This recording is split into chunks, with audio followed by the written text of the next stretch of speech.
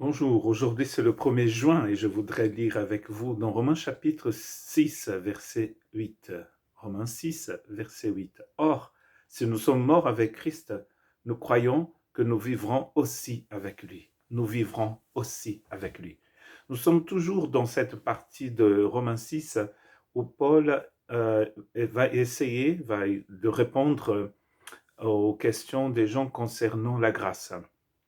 La grâce dont il pensait que elle nous donnait le droit de faire ce qu'on voudrait, car c'est une grâce qui aime, c'est une grâce qui pardonne, c'est une grâce qui justifie.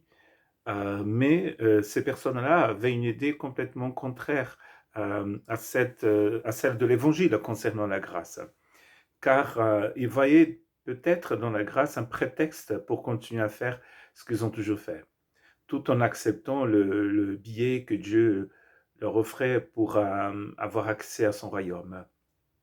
Mais Paul, dans ce chapitre 6, qui à mon avis est un chapitre clé pour comprendre la justification par la foi, pour comprendre la grâce, pour comprendre le salut, il est en train de nous montrer que cette idée de penser que la grâce, euh, c'est une excuse pour continuer à vivre de la manière dont nous vivions avant, n'est pas possible.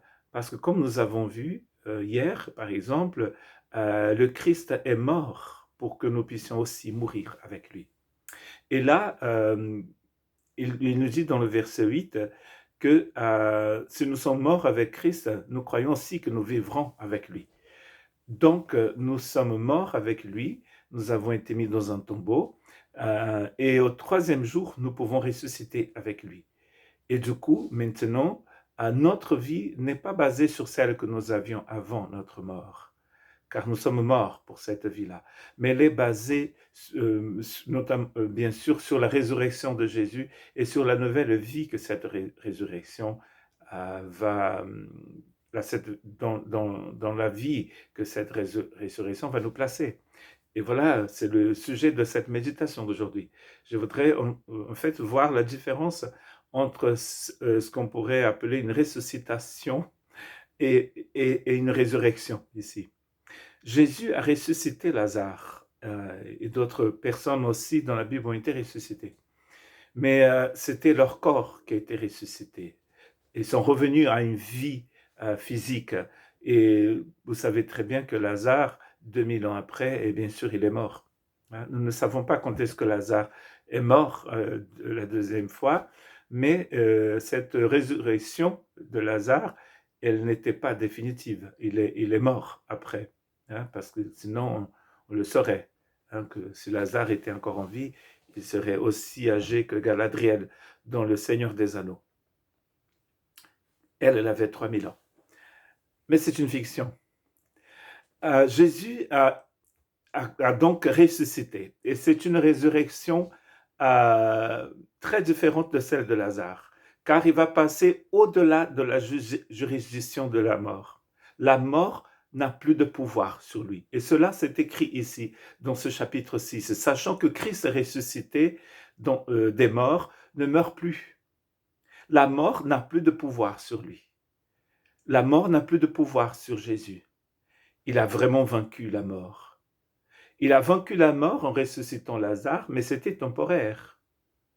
Mais le jour où Jésus est ressuscité, le jour où il est sorti de la mort, le texte nous dit qu'il ne meurt plus.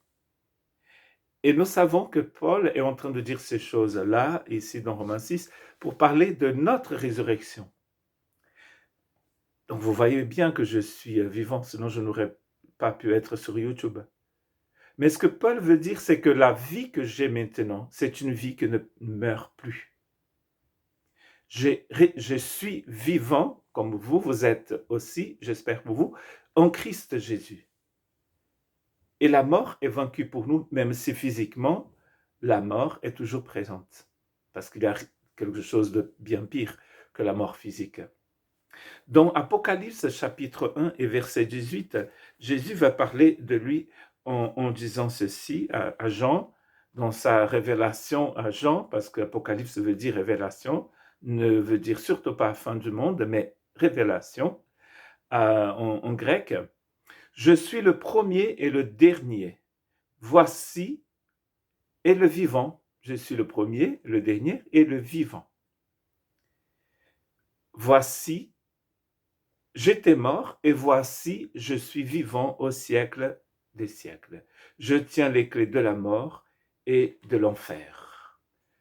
Je suis vivant pour les siècles des siècles. Et d'ailleurs, il s'appelle ici aussi le vivant, dans la lignée des je suis que nous allons retrouver dans cet groupe de je suis que nous retrouvons dans l'évangile de Jean.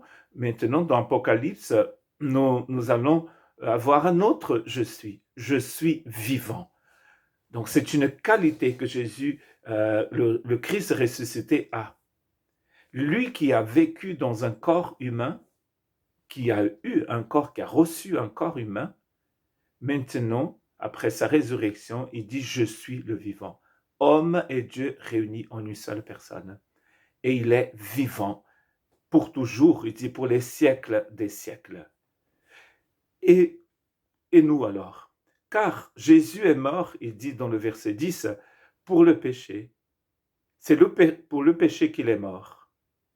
Une fois pour toutes. Il est devenu à la vie et c'est pour Dieu qui vit. Le péché, la mort de Jésus pour le péché, c'est quelque chose qui est fini maintenant. Il est mort une fois pour toutes et c'est fini. Par contre, la vie qu'il a eue après la résurrection, c'est pour toujours. Ce que Dieu est en train de nous dire ici, c'est ce qu'il veut pour nous aussi. C'est de vivre pour Dieu, pour toujours.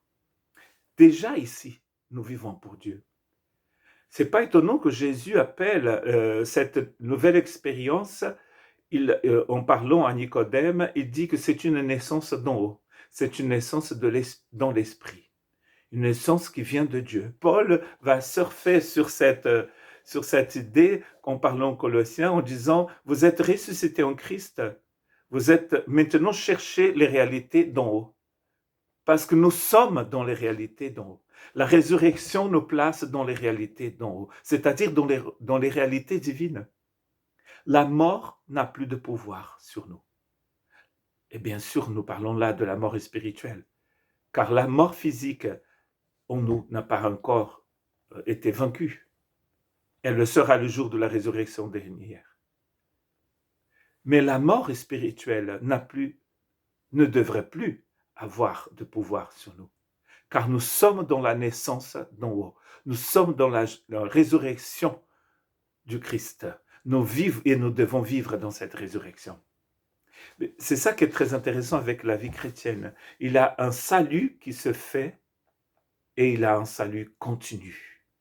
Nous sommes dans ce salut continu, dans cette résurrection continue. La vie chrétienne devrait être comme une course, parce qu'elle est comparée d'ailleurs à une course, mais elle devait être comme une course dans notre vie. Dans une course, on avance, n'est-ce pas, vers un but. Nous sommes en train de courir. Certains peut-être sont juste en train de marcher, mais c'est déjà pas mal. Nous avançons dans cette nouvelle vie, dans cette vie de résurrection. Que Dieu vous bénisse.